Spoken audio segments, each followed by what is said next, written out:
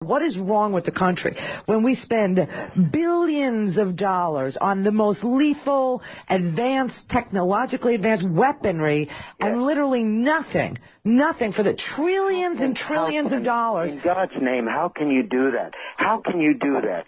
And where is the conscience in this country? And you know what? There is a conscience in this country.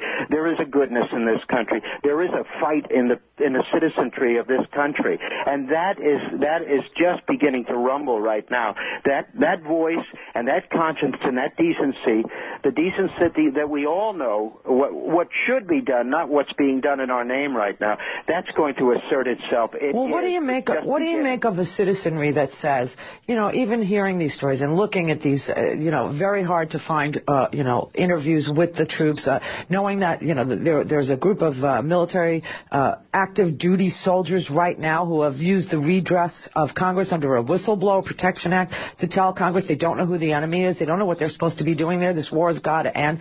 And the people of this country's answer to them is either to question their patriotism, which is grotesque, or to say, well, you volunteered for it.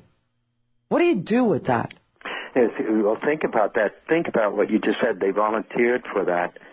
Think about. Let's go to the high schools. Let's watch the recruiters walk in their uniforms, and let's watch the selling of joining the military. What that really is. Talk to them. You talk about how vulnerable those men and women, and they're not all kids, because as we know, many of them are middle aged, and I mean they're scraping, they're grabbing everybody they can. They're going to take everybody they can. I mean, think about how this all begins.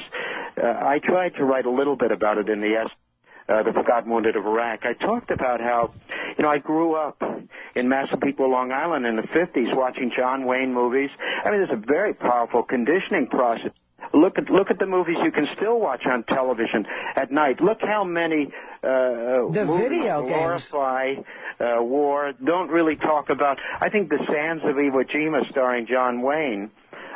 You can say what you want about it as a film, but I mean, it gave me a whole. It created an illusion compared to what I experienced when I was in actual combat in the war, how do we grow up in this country? We grow up in a very military culture. We grow up watching these movies, Sergeant Rock comic books, John Wayne movies, where do we talk about building bridges? A cooperation. Here's what I think. Where do we ever even talk about alternatives to this type of brutality and violence and bombing and killing? We use the word shock and awe. What is that supposed to mean? Were there alternatives to invading Iraq? Were there alternatives after 9/11? Was there a different way to deal with the fact that these people attacked us, that this terrible event occurred, other than bombing a country, invading two countries, and possibly even a third, which could make matters even worse for us. We're heading in the wrong direction in this country. It's becoming a dangerous country, and the one thing peacefully and nonviolently that will change the direction, and we must change direction, will be the people of the United States. If they don't do it, no one's going to do it. Well, listen, no so I want you to going to do it. I want you to put voice to this. When you were in Vietnam and the talk started about ending the war, and the talk started about defunding the troops, were the troops on the ground in Da Nang where you were they happy that Congress was taking this up, or were they demoralized? Because we're being told to stay alive. People like me counting your days. People who wanted to get out of there. Yeah, well, you were lucky because there was no stop loss. You had a tour of duty. You got short.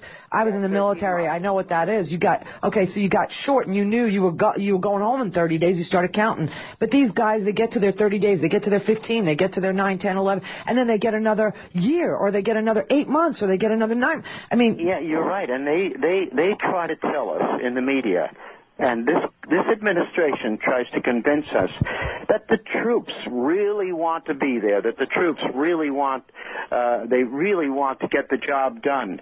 Now, I think that if they were really able to speak their mind And obviously there's a tremendous pressure, peer pressure as well as pressure from their superiors and pressure from just about every single place you can imagine.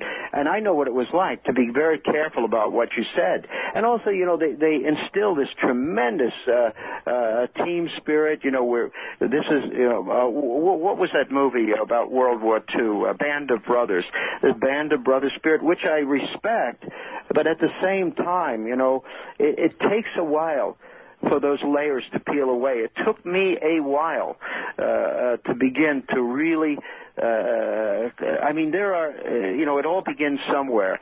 There are incidents that happen while you're involved in these particular foreign policy decisions where you are, you're aware that something terribly is wrong. There is something terribly wrong, but you're afraid to say anything about it. You want to be a good Marine. You want to be your best. You want your parents to be proud of you. There's a lot of pressure, and they feel it. And yet there is an inner conscience. There is something that goes on inside all of them, every single one of them, almost all of them, and that is they know something's not right. They know that burning down that hooch or kicking in that door or dragging that person or putting the hood over the head of that person, something's wrong here. Something's not quite what we thought it was going to be. But we're trying to do our best. Maybe this is what serving our country is really supposed to be about. But yet we bring those home with us, and they become anxiety attacks, they become nightmares, they become a part they become a part of our wounds, when we return home. But people don't think about that. They don't think about that. But so if I'm advocating for an exit strategy at long last to bring the troops safely out, because we all know that that's what it's called, an exit strategy, and that you need one because as you decrease in numbers, the people who are left behind as you're drawing down are the ones left in the most danger, so you need an exit strategy. But as I debate the exit strategy, I'm not hurting troop morale on the ground, am I? Absolutely not.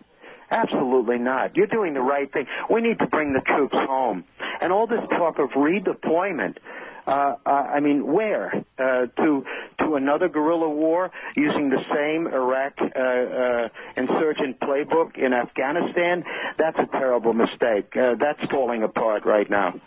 Yeah. We have to rethink this whole policy. We have to rethink the direction that this administration has dragged us into because we're heading in the wrong direction. Well, I have this idea. Randy's going to make us greater targets of terror, not less. Oh, I believe you. I'm right there with you. And, I have this theory that if we took the profit out of war for industry, we wouldn't see so much of it. But we chose it with your we chose it with your war, we chose it with this war, and nobody chooses to take care of the veteran. No one chooses to do. Yeah, we love this country and we want to. It's like I say this. We don't want to be lied to. We don't want to be misled. We don't want to be dragged into senseless wars by people. You know what I said? I got to end it. And exploit it. I got to end it here. I want people to know that Born on the 4th of July is on Encore Channel tonight. If they've not seen it, they need to see it.